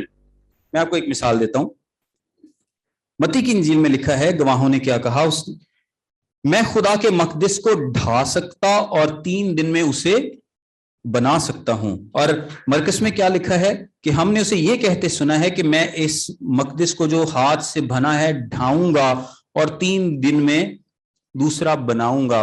यानी कुछ गवाह क्या कह रहे हैं, किसने कहा मैं ढा सकता हूं, और दूसरी इंजील में क्या लिखा है कि मैं ढाऊंगा। दोनों ही गलत हैं। यीशु मसीह ने ना ये कहा था कि मैं ढा सकता हूं, ना ये कहा था कि मैं ढाऊंगा, बल्कि उसने क्या कहा था, तुम अगर गिरा दो, तुम ढा दो तो मैं इसको खड़ा करूंगा। लेकिन उसने अपने बदन के मकदस की बात की थी। ये तो उसने कहा ही नहीं था कि मैं ढा सकता हूं या मैं ढाऊंगा। यीशु मसीह ने कहा कि अगर तुम ऐसा करो तो। सो ये बात भी उनकी गलत थी, उनकी गवाहियां आपस में मैच नहीं कर रही थी। सैनहेड्रिन या सदर अदालत ये सब कुछ करना क्यों चाहती थी? वो क्यों गवाही ढूंढ रहे थे कि हम कोई ना कोई गवाही ढूंढ लें इसके खिलाफ, या कुछ ना कुछ ऐसा ढूंढें कि सब कुछ कानूनी लगे? इसलिए कि ये रात का वक्त है और रात के वक्त कल को सुबह उठ के उनको लोगों को जवाब भी देना पड़ेगा कि हमने जो कुछ भी किया है सब कुछ कानून के तहत किया है। इस मुकदमे में कोई चीज भी गैर कानूनी नहीं हुई, उसके खिलाफ गवाह मौजूद थे, उसके खिलाफ पूरा केस था, सब लोगों ने गवाही दी है, सब लोगों ने उसको सुना है, ये हुआ है वो हुआ है, प्रॉपर अदालत लगी है, प्रॉपर प्रोसीजर फॉलो किया गया है ताकि वो ये लोगों को बता सकें और ढोंग रचा सकें कि हमने सब कुछ ठीक किया है। वो इसलिए ये सब कुछ करना चाहते थे। सो उन गवाहों की जो गवाही है वो आपस में मुत्तफिक नहीं थी। अब जब काइफा ने देखा कि कुछ बन नहीं पड़ रहा, कुछ भी नहीं हो रहा, यीशु मसीह खामोश है और उसकी खामोशी सबको वहां पर खाए जा रही है, मारे जा रही है, तो वो यीशु मसीह से कहता है, 60वीं आयत में लिखा है, फिर सरदार काहिन ने बीच में खड़े होकर यीशु से पूछा कि तू कुछ जवाब नहीं देता, ये तेरे खिलाफ क्या गवाही देते हैं? मगर वो खामोश ही रहा और कुछ जवाब ना दिया। सरदार काहिन ने उससे फिर सवाल किया, क्या तू उस सतूदा का बेटा मसीह है? और मत्ती की इंजील में लिखा है, मैं तुझे जिंदा खुदा की कसम देता हूं कि अगर तू खुदा का बेटा मसीह है तो हमसे कह दे। खुदा के नाम की कसम, यानी मैं तुम्हें जिंदा खुदा की कसम देता हूं जो हम सब का खालिक और मालिक है, हम सब का इंसाफ करने वाला है। यहूदी अदालतों में कसम को बीच में लाया जाता था जब गवाही की सर्टेनिटी को कायम किया जाता था। यानी वो तो खैर बहुत ज्यादा कसमें खाते थे, हर बात पे कसम खा लेते थे और यीशु मसीह ने उनको बताया भी कि वो क्या गलत करते हैं, लेकिन जब खुदा की कसम खाई जाती थी तो इसका मतलब है कि अब आपको इस बात को पूरा करना जरूर है। अगर तू खुदा को अपना जिंदा खुदा मानता है, अगर तू उस खुदा की तालीम पर अमल करता है, अगर तू खुदा को इंसाफ करने वाला समझता है, तो तू बता, सच बता कि क्या तू खुदा का बेटा मसीह है। और यही तो वो बात है जो वो चाहते थे कि यीशु मसीह कहे। क्या यीशु मसीह ने पहले ये बात कभी नहीं कही थी? यीशु मसीह ने बताया था कि वो मसीह है। सामरी औरत को यीशु मसीह ने बताया था, शागिर्दों को बताया था। यीशु मसीह ने कुछ जगहों पर डिक्लेयर किया था कि वो मसीह है, लेकिन बहुत सरेआम नहीं, क्योंकि बहुत सरेआम इस तरह से कहने से हालात कुछ इस तरह के पैदा हो सकते थे कि जो यीशु मसीह की खिदमत है उसमें कुछ इंटरप्शन आ सकती थी, उसमें कोई ना कोई रुकावट आ सकती थी। और यीशु ने कभी ये नहीं चाहा था कि खुदा के प्लान में कोई भी रुकावट आए, इसलिए उसने शागिर्दों को भी मना किया था कि ये बात किसी को ना बताना। यीशु मसीह अक्सर शागिर्दों को रोकते थे कुछ बताने से। उसका मकसद ये होता था कि अगर ये बात अभी सबको पता चलेगी तो क्या होगा, एक अननेसेसरी रिफ्ट या टेंशन क्रिएट होगी और उससे खुदा का जो प्लान है, जो उसकी मर्जी के मुताबिक चल रहा है, वो ठीक पाया तकमील तक नहीं पहुंचेगा। ऑल्दो खुदा का कला जो प्लान है वो हमेशा पाया तकमील तक पहुंचता है। सो यीशु मसीह ने कभी ऐसा कोई काम नहीं किया। यहां पर वो ये पूछना चाहते हैं, यीशु मसीह से निकलवाना चाहते हैं कि वो बोले कि वो खुदा का बेटा है। अब अगर मैं कहूं कि जी मैं खुदा का बेटा हूं, इसराइल खुदा का बेटा है, अगर खुदा का बेटा सिर्फ इस सेंस में बोलना है तो फिर तो वो कोई गुनाह नहीं है। लेकिन वो जानते थे कि यीशु मसीह जब कहेगा कि खुदा का बेटा, और जिस सेंस में वो पूछ रहे हैं वो ये कि खुदा के साथ एसेंस में एक, खुदा जैसा, खुदा का बेटा खुदा जैसा, तो फिर ये क्या होगी, तौहीन होगी, ब्लास्फेमी होगी, और इस ब्लास्फेमी के तहत हम उसको सजाए मौत दे सकते हैं। हमारे पास और तो कोई जुर्म नहीं है, लेकिन पुराना अहदनामा ये बताता है कि अगर कोई अपने आप को खुदा के खिलाफ ब्लास्फेमी करता है तो उसको सजाए मौत दी जाए। तो अब वो कह रहे हैं कि यीशु मसीह बस मुंह से ये कह दे कि मैं खुदा का बेटा हूं तो हम इसको क्या करेंगे, इस गुनाह की बेस पर सजाए मौत देंगे। सो यीशु मसीह उनको क्या जवाब देते हैं? यीशु ने उससे कहा, तूने खुद कह दिया, बल्कि मैं तुमसे कहता हूं कि इसके बाद तुम इब्ने आदम को कादर मुतलिक की दाहिनी तरफ बैठे और आसमान के बादलों पर आते देखोगे। اور मरकस की इंजील में लिखा है, यीशु ने कहा, हाँ मैं हूं, और तुम इब्ने आदम को कादर मुतलिक की दाहिनी तरफ बैठे और आसमान के बादलों के साथ आते देखोगे। सरदार काहिन ने अपने कपड़े फाड़ कर कहा, अब हमें गवाहों की क्या हाजत रही, तुमने ये कुफ्र सुना, तुम्हारी क्या राय है। उन सब ने फतवा दिया कि वो कत्ल के लायक है, उनको जो चाहिए था वो उनको मिल चुका है, जिस गुनाह को वो ढूंढ रहे हैं वो गुनाह उनको मिल चुका है, और इसकी बुनियाद पर वो सजा दे सकते हैं। अभी मैं सिचुएशन आपको बताता हूं कि सिचुएशन है क्या। रात तकरीबन 1 बजे के करीब यीशु मसीह को गिरफ्तार किया जाता है। ठीक है, टाइमिंग का अंदाजा लगाते हैं थोड़ा। तकरीबन 1 बजे यीशु मसीह को गिरफ्तार किया गया और 3 बजे तक, 12 से 3 इसको कॉकक्रो टाइम बोलते थे, यानी मुर्ग के बांग देने का वक्त। वो 3 घंटों को बेसिकली उस पहर का नाम ये था जिसमें मुर्ग बांग देगा। और वो टाइम कितने से कितने बजे तक था? 12 से लेकर 3 बजे तक। यानी जो पतरस के तीनों इनकार हैं ये 3 बजे से पहले पहले हो चुके थे। पहले 2 ट्रायल जो थे वो 3 बजे से पहले हो चुके थे। 1 बजे से लेकर 3 बजे तक 2 मुकदमे पूरे हो चुके थे और सुबह होगी तकरीबन 5 से 6 बजे तक। अब उनका प्लान ये था कि हम इंतजार करेंगे। उन्होंने 2 अदालतों में फैसला कर लिया। दूसरी अदालत में कायफा ने कह दिया कि अब हमें गवाहों की कोई हाजत नहीं है, अब हमें कोई जरूरत नहीं है गवाही की, अब इसका जुर्म जो है वो साबित हो चुका है। लेकिन ये जो अदालत रात को लगाई गई है इसको कोई नहीं मानेगा। सो वो क्या करेंगे? सुबह का इंतजार करेंगे, सुबह का इंतजार करेंगे। जैसे ही दिन चढ़ेगा वो जजमेंट हॉल में जाएंगे, यानी उस अदालत के कमरे में जाएंगे, अदालत बैठेगी और शायद 10 मिनट की अदालत लगा लें। जल्दी जल्दी वो गवाह जो कुछ लोग उनके होंगे कि इसने हमने इसको ये कहते सुना है वो बताएंगे, और यीशु मसीह पर जल्द अज जल्द वो केस को निपटा कर पिलातुस के पास ले जाएंगे। लेकिन वो क्यों इंतजार कर रहे हैं? क्योंकि वो चाहते हैं कि ये दिन में हो, कानूनी हो। हालांकि सारे काम उन्होंने गैर कानूनी किए हैं, लेकिन अब वो चाहते हैं कि जो वर्डिक्ट है, जो फैसला है, वो कानूनी फैसला हो। और हम सुबह तक इंतजार करेंगे और इंतजार करने के बाद दोबारा थोड़ी सी देर के लिए अदालत लगाएंगे। इसका जिक्र लूका की इंजील में है और हम उसमें यीशु मसीह पर दोबारा से फैसला देंगे ताकि सब कुछ कानूनी लगे।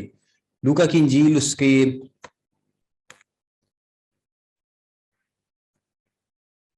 22वें बाब की 66वीं आयत में लिखा है, जब दिन हुआ तो सरदार काहिन और फकीह यानी कौम के बुजुर्गों की मजलिस जमा हुई और उन्होंने उसे अपनी सदर अदालत में ले जाकर कहा। कहां ले जाकर? सदर अदालत में। अब वो यीशु मसीह को जजमेंट हॉल में ले जाएंगे। लिखा है जब दिन हुआ, क्योंकि रात के वक्त वो फैसला नहीं कर सकते थे। लेकिन एक काम और यहां पर हुआ है और वो बहुत इंपॉर्टेंट है। वो काम क्या है? पतरस का इनकार। आइए जरा इस पर गौर करते हैं। यीशु मसीह ने जब वो खाना खाकर, फसह का खाना खाकर निकले तो पतरस से क्या कहा था कि तुम सारे डिफेक्ट करोगे, भाग जाओगे। और पतरस ने क्या कहा था कि मैं तो तेरे साथ मरने को भी तैयार हूं। यानी ये समझ लें कि इसी तरह से कहना है कि नहीं, खुदावन ने क्या कहा है कि तुम सारे भाग जाओगे, और पतरस से क्या कहा है कि तू मुर्ग के 2 बार बांग देने से पहले 3 बार मेरा इनकार करेगा। खुदावन यीशु मसीह इसको ये बात बता रहे हैं और पतरस आगे से क्या कह रहा है कि मैं तो तेरे साथ मरने को भी तैयार हूं। यानी एक तरह से क्या है, खुदावन यू आर रॉन्ग, मैं तो मरने को भी तैयार हूं और तू कह रहा है कि मैं भाग जाऊं। सो पतरस को तनबी ऑलरेडी वॉर्न कर दिया गया था, उसको बता दिया गया था कि तुम डिफेक्ट करोगे और भाग जाओगे। फिर गतसमनी में जाकर यीशु मसीह ने क्या कहा कि दुआ करो ताकि आजमाइश में ना पड़ो। पतरस ने दुआ की? किसी ने भी नहीं दुआ की। हमने पिछले लेक्चर में इस पर गौर किया था कि उनको इस आजमाइश से निकलने के लिए दुआ का सहारा लेना चाहिए था, खुदा पर भरोसा रखना चाहिए था। सेल्फ कॉन्फिडेंस को, अपने आप पर जो उनका भरोसा था उसको खत्म करके खुदा पर भरोसा रखना चाहिए था। अब जब गिरफ्तारी का सीन हमने देख लिया था पिछली दफा, अब हम उससे आगे शुरू करते हैं। यीशु मसीह को वो ले जा रहे हैं, लेकिन पतरस जो है अब उसके अंदर चैन नहीं है। पतरस को है कि मैं देखूं कि होता क्या है, मैं देखूं कि यीशु मसीह के साथ क्या होता है। और उसके साथ एक और शागिर्द है जो यही चाहता है, और वो कौन है? यूहन्ना। ये दोनों कहते हैं कि बाकी शागिर्द तो सारे पता नहीं कहां चले गए, वो तो भाग ही गए, लेकिन ये दोनों कहते हैं कि हम देखें तो सही कि यीशु के साथ होता क्या है। सो ये उस काफिले के पीछे पीछे चलते हैं और उस जगह पर आते हैं जहां पर यीशु मसीह को ले जाया गया, यानी सरदार काहिन के घर में। और मैंने पहले आपको बताया था कि उनका अहाता एक ही है और उनके घर वहां पर करीब करीब हैं। वो घर उनके करीब हैं लेकिन वो अहाते को शेयर करते हैं। उस अहाते का आप इस तरह से समझ लें, रास्ता जो था वो मेन बिल्डिंग के अंदर से था, एक कॉरिडोर में से। तो वहां पर जो दरबान एक लड़की खड़ी है, यूहन्ना अपनी जान पहचान की वजह से पतरस को अंदर लेकर जाता है, क्योंकि हर किसी को वहां पर आने की इजाजत नहीं थी, लेकिन यूहन्ना का कोई ताल्लुक था और वो अपने ताल्लुक को इस्तेमाल करते हुए ना सिर्फ खुद अंदर जाता है बल्कि उस औरत से, उस लौंडी से बात करता है और वो पतरस को भी अंदर ले जाता है।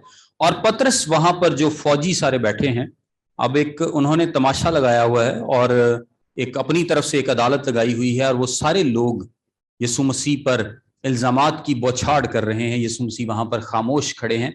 शायद अगर आप इमेजिन करें तो उस अहाते में से जो हॉल है, वो जो कमरा है जिसके अंदर वो यीशु मसीह को लेकर वहां पर उस पर सवाल जवाब कर रहे हैं, शायद उसकी खिड़कियां भी होंगी और खिड़कियों में से बाहर नजर भी आता होगा, क्योंकि यीशु मसीह ने क्या लिखा है कि मुड़कर पतरस पर निगाह की थी, यीशु मसीह ने उसे देखा था। सो पतरस उनके साथ आग तापने लग गया।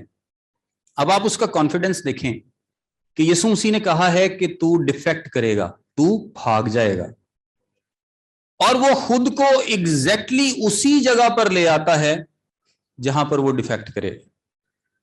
यानी एक आजमाइश है जिसमें आप फंस सकते हैं और आपको बता दिया गया है कि आप उस आजमाइश में गिर सकते हैं, और फिर भी आप जाके उसी जगह बैठ जाएं तो फिर तो आजमाइश का आना तय है। आपको पता है कि आप एक शराब खाने में जाएंगे, चाहे किसी भी मकसद के लिए जाएं, तो वहां पर आप शराब पी भी लेंगे। तो बड़ा मतलब कॉमन सा एक चांस है कि अगर आप वहां पर जाएंगे तो आप वो सब कुछ कर लेंगे जो वहां पर होता है। यानी आपको एक वार्निंग दी गई, लेकिन आपने उस वार्निंग को नहीं पहचाना और आप एग्जैक्टली उसी जगह पर पहुंच गए जहां पर वो वकूअ पजीर होना था। अब पतरस वहां पर आग ताप रहा है। यहां पर बड़ा एक नॉर्मल सा सीन है। अगर मैं दो बयानात को पढ़ूं आपको थोड़ा सा इसका आइडिया होगा।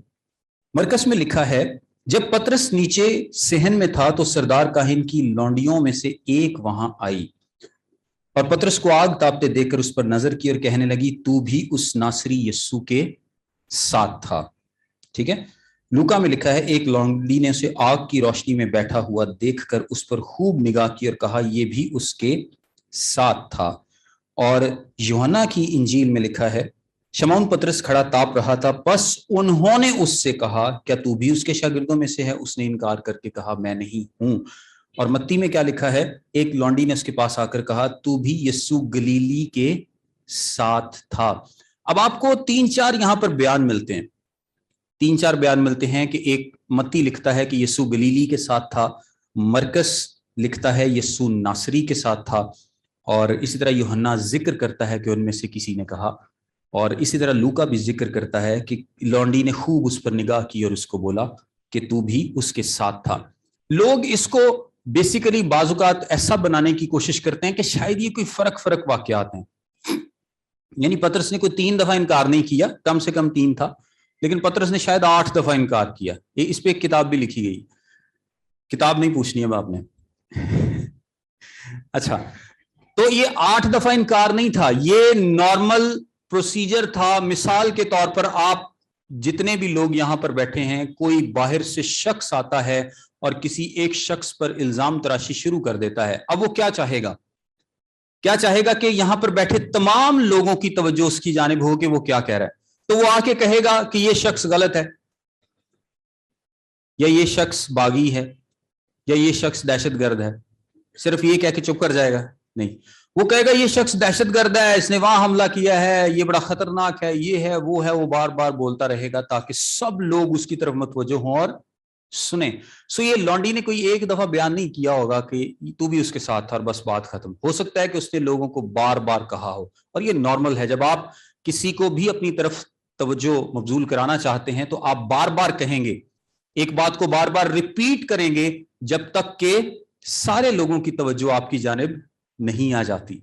और आपको पता है कि जो इंजीली बयान है ये कंपोजिट है, यानी हम यीशु मसीह की जिंदगी की पूरी तस्वीर को देखने के लिए हमेशा चारों अनाजील को मिलाकर पढ़ते हैं। कभी किसी एक इंजील से हम अंदाजा नहीं लगाते कि ये हुआ होगा, क्योंकि वो चारों जो मुसन्निफीन हैं उन्होंने अपने एंगल से रूहुल कुद्स के इल्हाम से उस चीज को लिखा है। एक ने एक एंगल से लिखा है, दूसरे एंगल से लिखा है। गलत कुछ भी नहीं, सिर्फ बयान करने का तरीका हर किसी का अपना अपना है और उन्होंने फर्क एंगल से उसको बयान किया है। सो यहां पर बयानात में तजाद नहीं है कि उन दोनों उस लॉन्डी के बयानात में तजाद पाया जाता है जी, एक इंजील कुछ कहती है एक कुछ कहती है। उस लॉन्डी ने कोई एक ही दफा नहीं कहा होगा। आज भी जैसे मैंने मिसाल दी, अगर कोई किसी पर इल्जाम लगाना चाहे तो वो क्राउड में जाकर सिर्फ एक दफा इल्जाम लगाकर या उससे पूछ के खामोश नहीं हो जाएगा, बल्कि वो बोलता रहेगा जब तक कि सारे लोग न सुन लें। तो ये वो बातें हैं जो उस लॉन्डी ने कही। और पतरस क्या करता है वहां पर? पतरस इनकार कर देता है। पतरस यीशु मसीह का इनकार कर देता है और वो क्या कहता है कि मैं नहीं जानता तू क्या कहती है, मैं नहीं जानता तू क्या कहती है। वो अपने कॉन्फिडेंस में वो यीशु से मोहब्बत रखता था, लेकिन उसके अंदर खौफ था। और आपको मैं एक बात बताता हूं कि रूहानी तौर पर जब आप अपने आप को समझते हैं कि मैं बड़ा तैयार हूं, I am ready for anything, मैं अपनी जान भी दे सकता हूं यीशु मसीह के लिए। आज आप कई लोगों को खड़ा करके पूछ लें तो वो कहेंगे कि हम यीशु की खातिर अपनी जान भी दे सकते हैं। और पतरस, हो सकता है वो उसके जहन में ये हो, जब उसने सरदार काहिन के नौकर पर तलवार चलाई थी तो उसका यही इरादा होगा कि अब हम शुरू करते हैं और सब इनको कत्ल कर देंगे, क्योंकि यीशु के कहने से ही ये सारा क्राउड गिर गया है, तो यीशु हमारा साथ देगा तो हम सब इनको खत्म कर देंगे। सो उसके अंदर यीशु को देखकर हौसला आया था। अब भी शायद वो ये सोचता हो कि यीशु अगर मुझे कहे काइफा के सामने बुलाकर, और हो भी सकता है कि यीशु वो सोचता हो कि जी अगर मुझे यीशु बुलाएगा काइफा के सामने कि हाँ पतरस तू दस असी की करना है, तो मैं कहूंगा कि हाँ ये खुदा का बेटा मसीह है, मेरे अंदर दिलेरी होगी। लेकिन बड़े बड़े वाकयात पर नहीं, ऑफ गार्ड छोटी छोटी बातों पर आप पकड़े जाते हैं और आप मसीह का इनकार करते हैं। हम यही सोचते रहते हैं कि मुझ पर कोई बड़ी आजमाइश आएगी, कोई बड़ा मुश्किल वक्त आएगा, मुझ पर कोई आईएसएस वाले बंदूक तान के खड़े होंगे तो मैं यीशु मसीह का इनकार नहीं करूंगा। और जिंदगी की छोटी छोटी बातों में जब हम तैयार नहीं होते हम उसका इनकार कर देते हैं और हम उस सिचुएशन में फंस जाते हैं, गिर जाते हैं। यानी अचानक से जब कोई चीज हमें याद आती है, हम तैयार नहीं है, हम दुआ में तैयार नहीं है, हम कलाम में तैयार नहीं, हम खुदा पर भरोसा करने के लिए तैयार नहीं, इंपल्सिव हैं, इम्पेशेंट हैं, जल्दबाज। और जो भी ईमानदार ऐसे होते हैं, जब भी आजमाइश उन पर आती है, उनको अचानक से आप पकड़ती है तो वो फौरन गिरते हैं, हमेशा गिरते हैं। लेकिन यीशु मसीह इस सबक से, और इस सारे सबक को इंक्लूड करने का मकसद ये भी था कि यीशु मसीह हमें बता सके कि वो हमें उठा खड़ा करता है, किस तरह से अगर हम गिरते भी हैं तो वो हमें क्या करता है, बहाल करता है। सो एक लौंडी के अचानक आकर पूछने से शायद पतरस को 50-100 लोगों के सामने खड़ा किया जाता और पतरस कभी इनकार ना करता, कहता कि हाँ ये खुदा का बेटा मसीह और मैं इसका पैरोकार। लेकिन उससे अचानक किसी ने आके पूछ लिया तो वो फौरन मुकर गया, उसको अपनी जिंदगी प्यारी थी। और इसके बाद अगली आयत में क्या लिखा है, पतरस यहां से इनकार करके ड्योड़ी में यानी कॉरिडोर में चला गया। 71वीं आयत में लिखा है, और जब वो ड्योड़ी में चला गया तो दूसरी ने उसे देखा जो वहां थे, उनसे कहा ये भी यीशु नासरी के साथ था। कॉरिडोर में क्यों गया? मैंने आपको बताया था कि ये निसान का महीना है और तकरीबन फुल मून है। फुल मून यानी पूरे चांद की रोशनी है। सो चांद की भी रोशनी है, प्लस जो उन्होंने आग जलाई हुई है शहर में उसकी भी रोशनी है, और शहर में शायद वैसे भी कुछ और भी उन्होंने चिराग वगैरह जलाए होंगे। तो वो बरामदे में चला जाता है और फौरन नहीं जाता, लिखा है कुछ देर बाद, कुछ देर के बाद। लूका की इंजील में लिखा है थोड़ी देर बाद, थोड़ी देर बाद। यानी आप अंदाजा लगा सकते हैं कि उसने دیکھا ہوگا کہ اب بات ٹل گئی ہے, فوری نہیں جاتا. میں نے اس لونڈی کے سامنے انکار تو کر دیا, لیکن فوری میں برامدے میں چلا گیا نا اس دوسری سائڈ پہ, تو سمجھیں گے چور سے. چپ کر کے دبے پیر نکل گیا ہونا. پھر بات وہاں پہ کیوں گیا؟ کیونکہ برام جو ڈیوڑی ہے اس میں روشنی کم ہوگی اور لوگ مجھے پہچان نہیں سکیں گے. ایک تو چاند کی ڈائریکٹ روشنی بھی نہیں ہوگی, اور دوسرا جو آگ ہے اس کی بھی روشنی نہیں ہوگی. اور جب وہ ڈیوڑی میں جاتا ہے, پہلی دفعہ انکار کرتا ہے, تو یوحنا کی انجیل بتاتی ہے کہ اس وقت مرغ نے پہلی بانگ دی. اس وقت مرغ نے, مرکز کی انجیل, جب وہ ڈیوڑی میں گیا اور مرغ نے بانگ دی. اب وہاں پر جا کر پھر ایک اور لونڈی, متی بتاتا ہے کہ وہ لونڈی ایک اور لونڈی تھی, وہ جا کر پوچھتی ہے کہ تو بھی انہی میں سے ہے, اور پھر وہ دوبارہ سے انکار کر دیتا ہے. وہ کہتا ہے کہ میں نہیں جانتا کہ تو کیا کہتی ہے, میں اس آدمی کو نہیں جانتا. اور پھر تھوڑی دیر بعد, یعنی اس کے مزید تھوڑی دیر بعد, انہوں نے پطرس کے پاس آ کر کہا بے شک تو بھی ان میں سے ہے, کیونکہ تیری بولی سے ظاہر ہوتا ہے. تیسری دفعہ اس کے پاس کچھ شخص آئے ہیں, اور وہ انہوں نے کہا ہے کہ تو لگتا ہے گلیلی بولنے سے, تو بولنے سے گلیلی لگتا ہے. آپ کے پاس کوئی شخص آ کر کہے کہ میری گاڑی بڑی پیاڑی ہے, تو آپ کو اندازہ ہو جائے گا کہ یہ انسان لاہوری ہے یا لاہوری ہے. تو بولنے سے اندازہ ہو جائے گا, یا سیالکوٹ سے کوئی شخص, اس کے لہجے سے آپ کو اندازہ ہو جائے گا کہ یہ کس علاقے کا شخص ہے. تو گلیلی جو تھے ان کا ایکسنٹ بالکل فرق تھا, اور کچھ الفاظ جو تھے یہ بالکل فرق طریقے سے بولتے تھے. جو یہودیہ کے یہودی ہیں, یروشلیم کے یہودی ہیں, یہ اپنے آپ کو ایسے سمجھتے تھے جیسے یہ امریکہ میں رہتے ہیں اور باقی سارے پاکستان میں رہتے ہیں. تو یہ اپنے آپ کو اپر درجے کے شہری, بڑے ڈسٹنگوشڈ شہری سمجھتے تھے, بڑے اپنے آپ کو اعلیٰ مرتبے کے سمجھتے تھے. اور جو گلیلی تھے ان کو سمجھتے تھے یہ سارے وہ جڈ ہیں, گاؤں سے آئے ہوئے لوگ ہیں. پطرس کو وہ کہتے ہیں کہ تیری بولی سے لگتا ہے کہ تو گلیل کا ہے. اور اب کی بات پطرس کیا کرتا ہے, لعنت ملامت کرنے لگتا ہے. اب یہ لعنت ملامت, کچھ لوگ اس کا مطلب یہ نکالتے ہیں کہ پطرس یسوع مسیح پر لعنت کرنے لگا. اس کا یہ ہرگز مطلب نہیں ہے, بلکہ پطرس یہ کہتا ہے کہ اگر میں جھوٹ بول رہا ہوں تو خدا کی لعنت مجھ پر آئے. اگر میں جھوٹ بول رہا ہوں, یعنی پطرس نے انکار کیا ہے کہ میں اس شخص کو نہیں جانتا, اور وہ کیا کہتا ہے کہ اگر میں غلط کہہ رہا ہوں, اگر میں جھوٹ بول رہا ہوں تو خدا کی لعنت مجھ پر آئے. اور اس کے بعد مرغ نے دوسری دفعہ بانگ دی, یعنی کوئی 3 بجے کے قریب کا وقت تھا, اور یسوع مسیح نے اس کی طرف مڑ کر دیکھا اور وہ بہت پچھتایا اور زار زار رویا. یہاں پر ایک اور شخص بھی, ہمارے پاس ٹائم تھوڑا, یہاں پر ایک اور شخص بھی ہے جو پچھتایا تھا, اور وہ کون تھا؟ یہودا اسکریوتی. اسی وقت میں جب اس نے دیکھا کہ یسوع مسیح کو مجرم ٹھہرایا گیا, یسوع مسیح کو مجرم ٹھہرایا گیا, اور وہ یہ نہیں کہتا کہ میں مانتا ہوں کہ یسوع مسیح خدا کا بیٹا ہے, وہ یہ ہرگز نہیں کہتا. وہ آ کے کیا کہتا ہے کہ میں نے انوسنٹ بلڈ کو سزا کے لیے پیش کیا ہے. اب جب یہودا اسکریوتی نے دیکھا کہ اس کو مجرم ٹھہرایا گیا, تو وہ اپنے پیسے لے کے کہاں آتا ہے؟ ان کے پاس واپس آتا ہے. ہونا کیا چاہیے تھا کہ صدر عدالت اس کی گواہی کو سنتی, کیونکہ ان کے پاس نیا ایویڈنس ہے. جو ان کا مین سب سے گواہ ہے, جو مین پکڑوانے والا ہے, اب وہ آ کے کہہ رہا ہے کہ بھائی یہ بندہ بے قصور ہے, اس نے کچھ ایسا نہیں کیا, اس کے ساتھ ایسا نہ کرو. تو وہ کیا کہتے ہیں کہ ہمیں اس سے کیا, تو جان اور تیرا کام جانے. یہ وہی چرواہے ہیں جن کے بارے میں یسوع مسیح نے کہا تھا کہ ان کو خود کسی بوجھ کو انگلی تک لگانا نہیں چاہتے, اور بڑے اور بھاری بوجھ ہیں وہ لوگوں پر ڈالتے ہیں. اور چرواہوں کے بارے میں جتنی بھی باتیں متی میں اور باقی اناجیل میں فریسیوں پر کہی گئی تھی, وہ ساری ان پر بھی اپلائی کرتی, کہ کس طرح یہ سفیدی پھری ہوئی قبروں کی مانند ہے. سفیدی پھری ہوئی قبروں کی مانند ہے, اوپر سے کچھ اور ہے, اندر سے کچھ اور ہے. وہ کہتے ہیں کہ ہمیں اس سے کیا, یہ گلٹ تیرے اندر ہے یہ. اور جس طرح دوسرے کرنتھیوں اس کے 7ویں باب کی 8ویں سے 10ویں آیت میں لکھا ہے نا, وہ ایسا غم بھی جو ہے جو توبہ پیدا کرتا ہے, یہ غم توبہ پیدا کرنے والا نہیں تھا.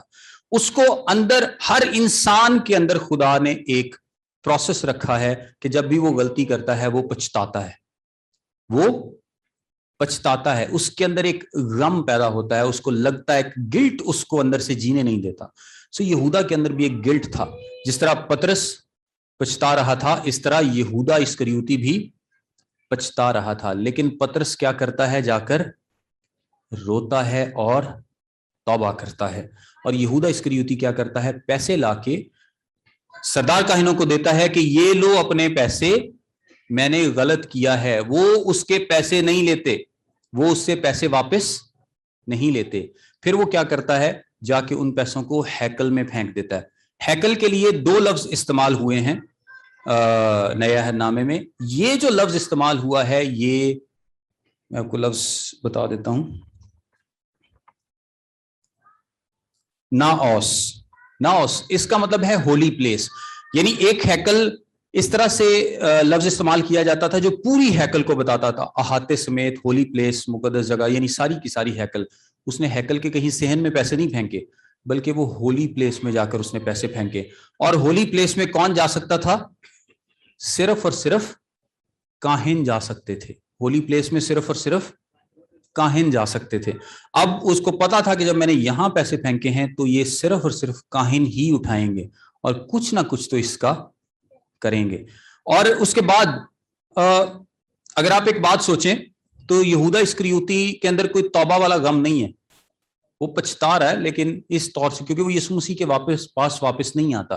اگر وہ یسوع مسیح کے پاس آتا تو پھر پتا چلتا کہ اس کے اندر توبہ کا غم ہے, اس کے اندر ایک گلٹ ہے, اس کے کانشنس کا گلٹ ہے, اس کے ضمیر کا ایک گلٹ ہے جو اس کو جینے نہیں دے رہا. اس نے ہر ممکن کوشش کی ہوگی کہ کوئی نہ کوئی جواز نکال لے کہ یار یسوع مسیح نے بھی تو غلط کیتا سی نا, چلو ان سزا ہوئی تو پھر کیوں. لیکن اس کو کوئی جواز نہیں ملتا. ہم بھی بعض اوقات کسی کے خلاف کچھ کریں تو پھر بعد میں بیٹھ کے سوچتے رہتے ہیں, اچھا یاروں نے وہ بھی تو کام غلط کیتا سی نا, بس ٹھیک ہے خیر. لیکن یہودا اسکریوتی کو کوئی جواز نہیں ملتا اور وہ آ کر ان پیسوں کو پھینک کر چلا جاتا ہے اور جا کر خود کو پھانسی دے دیتا ہے. کلام مقدس میں 2 ہی پھانسیوں کا ذکر ہے, ایک پرانے عہد نامے میں, ایک نئے عہد نامے میں. پرانے عہد نامے میں کس نے پھانسی لی تھی, اخیتوفل نے. اور وہ کون تھا, داؤد کا مشیر تھا. اس نے داؤد کو دھوکہ دیا تھا اور بعد میں خود کو جا کر ہینگ کر لیا تھا. یہودا اسکریوتی نے یسوع کو دھوکہ دیا تھا اور اس نے بھی خود کو ہینگ کر لیا تھا.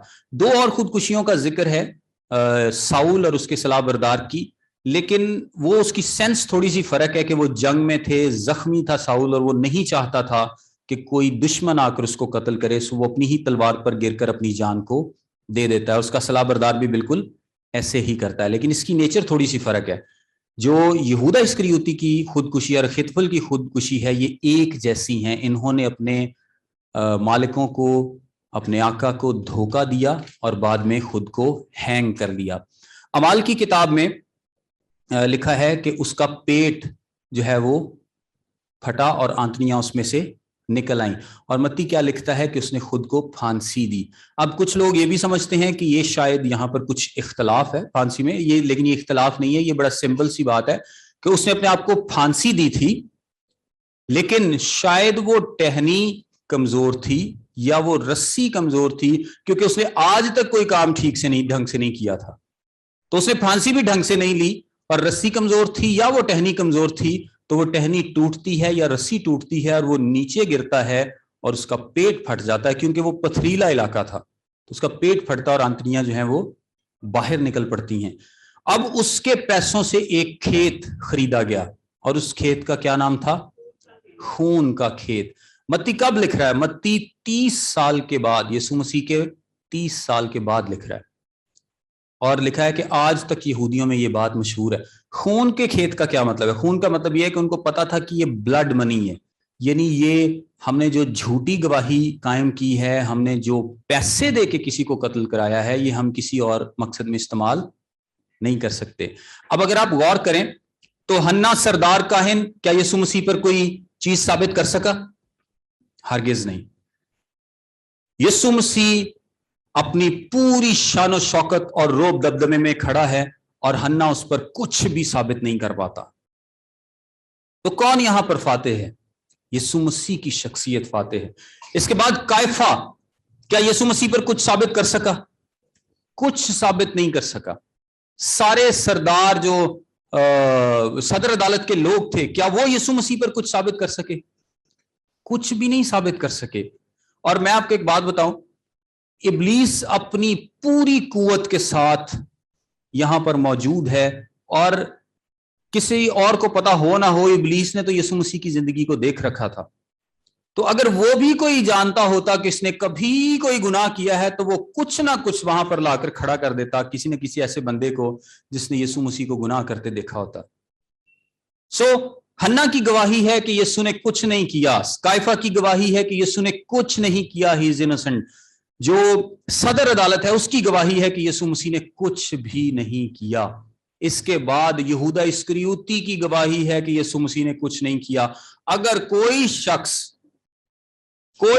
ये बयान कर सकता है, बता सकता है, तो क्या आप क्या गलती करते हैं, क्या गलत करते हैं, तो वो शख्स होता है जो आपके साथ रहता है। ऐसे ही। तो अगर यहूदा इस्करियोती के पास कोई भी एक सिंगल बात भी होती, तो वो सरदार काहिनों को जाकर जरूर बताता, या अपने आप को तसल्ली देता कि ये यीशु मसीह ने ये गलती की थी।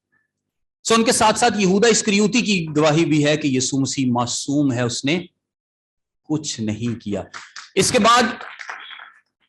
बाद आगे जाकर हम पिलातुस की गवाही भी देखेंगे कि उसने भी यीशु मसीह में कोई कसूर नहीं पाया। हेरोदिस को भी यीशु मसीह में कोई कसूर नहीं मिला। वहां पर जो आवाम थी उसको भी यीशु मसीह में कोई कसूर नहीं मिला। 30 साल बाद जब मत्ती की इंजील तकरीबन 30 साल बाद लिखी गई, तो उस वक्त भी उस खेत का क्या नाम है? खून का खेत है। यानी उस वक्त के लोगों को भी पता था, उनकी भी गवाही थी कि एक शख्स को धोखे से पैसे देके कत्ल कराया गया था और उसका कोई कसूर नहीं था। सारी की सारी दोज़ख हेल जो है वो इस बात पर कायल थी कि यीशु मसीह में कोई गुनाह, कोई गलती साबित कर सके, लेकिन कोई साबित नहीं कर पाया, क्योंकि वो जिंदा खुदा था, खुदा है और खुदा रहेगा। उसकी जात में, उसकी शख्सियत में कोई गुनाह नहीं है। दुनिया की कोई अदालत उसकी शख्सियत में गुनाह को साबित नहीं कर पाई, और वो बिल्कुल एक फाते की तरह वहां पर खड़ा है और अपनी सलीबी मौत की तरफ आपके और मेरे गुनाहों के लिए बढ़ रहा है।